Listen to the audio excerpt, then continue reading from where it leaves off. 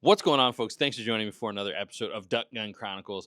I'm your host and guide for this waterfowl season. On today's episode, we're going to be talking all about silhouettes. If you're new here, make sure you hit that sub button. You don't want to miss out on all the awesome content we got coming this waterfowl season. I'm on my August push where I'm doing daily content all the way from now through to the beginning of season. But the main gig of the channel is the waterfowl hunts. I'll be posting waterfowl hunts from all corners of North America this season. I'll be traveling around doing some awesome stuff, so you don't want to miss that. Also, if you enjoy audio form waterfowl content as well, you should check out the Duck Gun podcast.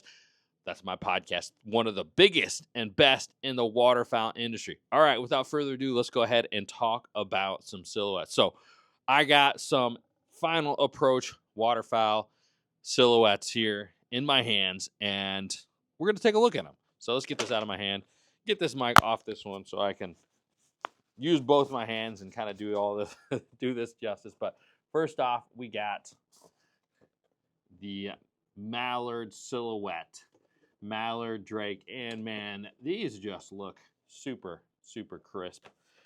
We got the hens as well. I mean, they look just like real ducks. Obviously, they're oversized a little bit, but that's not going to mean a thing. It's going to help the ducks see them better from the sky. We got a few different poses. The hen's kind of standing at attention, kind of like a century goose silhouette is the best way to describe it. We got the mallard kind of in a resting position, and we got the mallard drake right here in a feeding position. So these are great for anytime you're hunting dry fields. They help spread out your make a bigger spread, even if you're hunting like something like a sandbar or water, where you can put them on the edge. Just a great way with low space in your boat or your canoe, or if you're walking out, all that kind of stuff, where you can get your spread bigger, increase the confidence for the birds coming in a meaningful and kind of easy way. So next up, we got the final approach Goose Silhouettes, and these ones are flocked. So they got the flocked head here, which just looks super sharp. I use a lot of the not flocked as well. Only one thing to consider, if you're going to go on like a snowy or sleety or icy day, you have to watch out with the flocking, because it sticks to that more than it'll stick to the slick board that this is made out of. Oh, what's the right material? Some type of tough, durable material as far as silhouettes go. But if you have the flocked head, it looks better. It looks more realistic. It's going to look better for the goose. But on those snowy and rainy days, I like to take the ones that don't have the flocking on it. Again, we got a feeder right here. We got a couple feeders. We got the Centurion again, and another kind of feeding position as well. So they sell them on their website. They sell them in for the geese in 5 dozen packs, and you can get a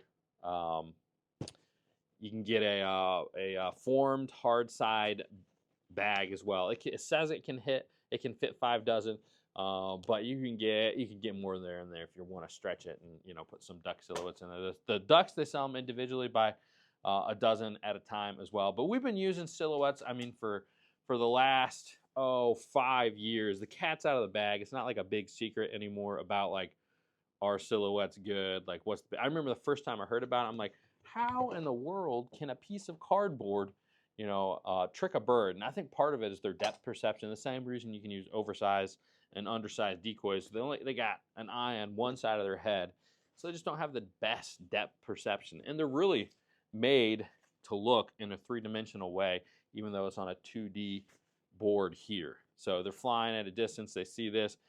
It's printed out in a way that looks 3-dimensional, and it really, really works well. I mean, one of the biggest pros, like I said earlier, is, I mean, I can take, 15 dozen in 3 bags, where if that was goose full bodies, that would be like 1.5 dozen.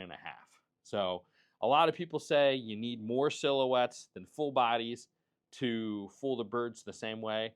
But even if it's like you need double the silhouettes, I mean, it's just, as far as like cost goes and amount of effort to get all those decoys out in the field, I really just don't use full bodies too much. I just use silhouettes. They're awesome.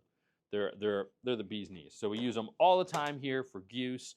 We use them up in North Dakota and dry fields for ducks and for geese. We combine them, ducks and geese, out in the fields.